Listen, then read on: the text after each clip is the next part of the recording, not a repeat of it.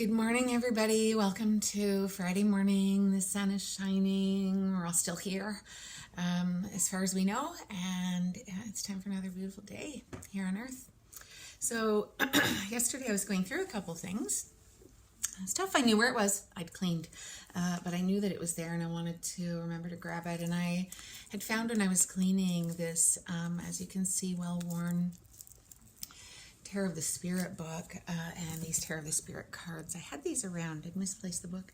And I got these about in 1995. So they've kind of been a favorite deck. And there have been cards that have been pulled out of here so much more often than other cards. They're actually worn more. And this one, of course, is one of my absolute classic faves, the Sun, and a good one for anybody to kind of look at. Right now, with everything that's happening within and around us. Anyway, this, rather than triggering me, oh, let's do a card with this today, we'll do it another day. But it actually made me think about those first couple years of my true conscious spiritual seeking. And what we often can know is that in retrospect, we realize we had experiences long before. It's always like that. But I recall, being in my early 20s, and the internet wasn't really a thing. So what it was a drive down to Chapters or to Mandela's in London to see how many books I could afford and crystals, and go down there and pick and choose and get little bits of information at a time. So there's a lot of things I was never exposed to. There's a lot of books I was never exposed to. There's a lot of people out there doing this work right now. Don't ask me for book recommendations on that. I don't take my nose out of my own life or my work long enough to look and see what's out there. So I decided to do that because this got me thinking about if I could go back and I could have Googled, what would I have found in those important, transformative, fundamental first couple of years of my spiritual development, or again, my conscious spiritual development, the beliefs, the paradigms, the attitudes, the information I was taking in. How did that form me and my thoughts about spirituality? So I decided to Google. I decided to pretend that there I was, just this curious young person with no wrinkles in a dream. And I thought, what would I Google? So I tried a few things because I thought, honestly, what if I was just waking up and I wanted some guidance? What is it that I'm going to start looking for? Here's what I found. Right now on Earth, there's really a lot of Lemurian shamans, Arcturian princesses, ascended Palladian masters. There's a lot of them here helping us right now. And I thought, I don't have something cool like that. I'm just Kelly on West Street. And I realized that if that was me, I would find that really overwhelming. Really overwhelming. I'm not saying it's wrong or that energy isn't creative, but it really made me think about people right now who are moving toward different states of awareness, maybe because of what's going on in the world. Maybe we were already on kind of a self kind of reflective path and a spiritual path. So I thought I would throw my 2 cents in on that, just so you could move and conduct yourself more freely through looking for this information without having to find that may be so strange, or to realize that it's not something that resonates with you, because it's all okay. Because here's what the spirituality is about.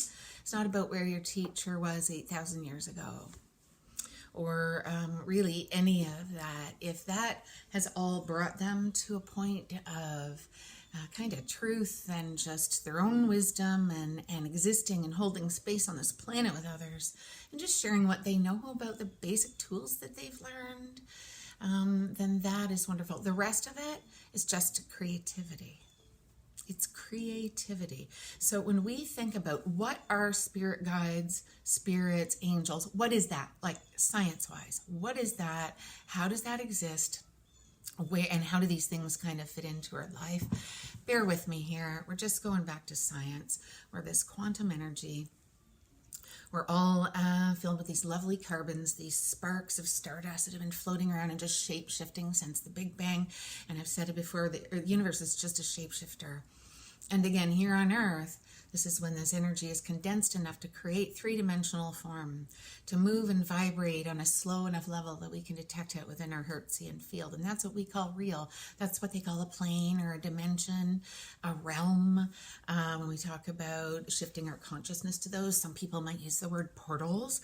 Like, it's kind of fun. Like, maybe I could be Kelsa from the realm of Godridge in the district of West, Portal 169. Unit 3. No, that's just not me. So, but it is for some people. So we are detecting this energy. Spirit guides, angels, your loved ones who have passed. They're lighter, faster, thinner. We know that. They're just moving like what? Our World Wide Web. So I know you've heard this analogy 1,000 times out of me, but that's because it works. Think of that internet. Think of that web.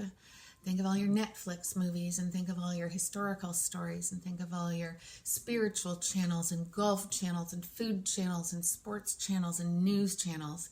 Everything that could ever exist in this known space is floating above us as this invisible encyclopedia, or God, if that's what we want to call it.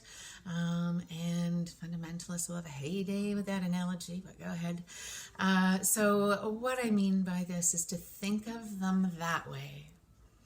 Think of a spirit guide then as maybe this station that has a specific genre or purpose. It's a helping station. It's the Archangel station. And in that you have diverse stories and imagery. It's this invisible existing frequency that's up there, and we are receivers who are tapping into it in different ways. That's what's going on there. And so some people feel the presence of angels by seeing a dragonfly or a butterfly or something here on Earth, and we attach that energy to it. Some people love the typical large Archangel Michael, nice big pecs, big wings and gold sparkles. Roll with that. That's cool. It's good. It's the creative part. Once we download that intelligent universal energy, we get to be creative with that. So I'm not mocking it. I'm just saying that that's a little bit of the showmanship that's in it. That's all. And that's their creative process. But being an 8,000-year-old reincarnated Lemurian guru shaman doesn't mean they know any more than you do. That's what I'm saying. Don't allow those things to create a sense of energetic or spiritual hierarchy between you and anyone that you're looking to be a mentor or learn from or exchange information with, because that's what it always is. It's always a mutual thing. And what I love, and everybody I teach them this. When you are sitting there and you're waiting for a client or someone to have a Reiki, or someone for a Reiki class or a psychic class, when you're waiting for anything as that guide or teacher, isn't it delicious that you're there as the student and wondering how you're going to grow from that? So just remember that these things are fun. But if it feels like BS to you, it's okay to know that it probably is, at least for you. And if you want to relate to certain past lives, or even know that you've been in other places, that's not wrong. That's in the quantum energy. That's there. We're recycled materials. I'm just talking about spiritual seekers in those first bits of spiritual seeking when we're learning. Don't let stuff like that turn you away. Also, don't let it make you feel like you are somehow aren't as much light and energy and wisdom as they are. And if you want to make up your own stuff, be a princess. What the hell? So anyway, there's my 2 cents for the day, and I'll probably do some more maybe later on. They're just coming in when I feel like it, and I'm glad you're patient. If it's not daily, I'm still thinking about what I'm going to do next. So that's what's going on there.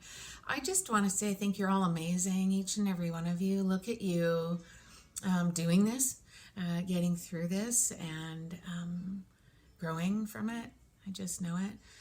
And I just want to thank all of you again for hearing what it is that I have to say here in the lair again, day after day after day.